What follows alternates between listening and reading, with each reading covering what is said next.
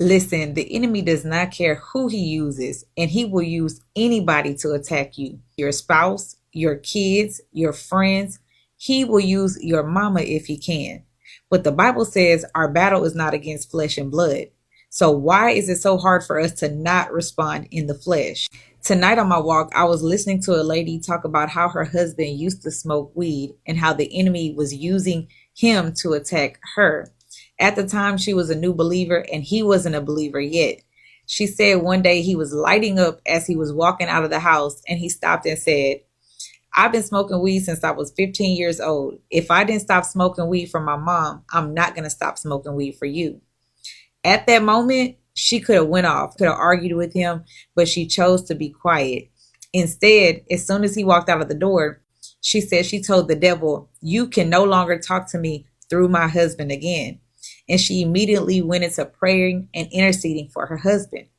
That's a clear example of James 4:7, where it talks about submitting to God, resisting the enemy, and he has to flee.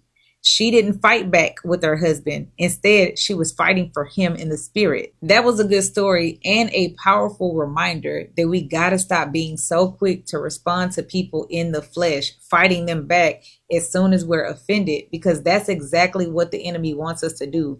He wants to wear us down emotionally and spiritually.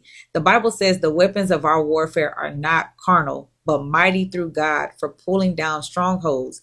And sometimes that stronghold is offense because we're human. And when people mistreat us and talk to us crazy, our number one go-to response is, I'm ready to fight back. But we can't do that. We have to submit it to God. And that's something I still battle with. But as often as I can, I come to God and I let him know, I don't like this. I don't like how this feels. I'm mad about it, but I'm giving it to you. Because we're called to be intercessors, not reactors. And I know that's hard sometimes, but we have to remember that many people have not fully surrendered and submitted to God.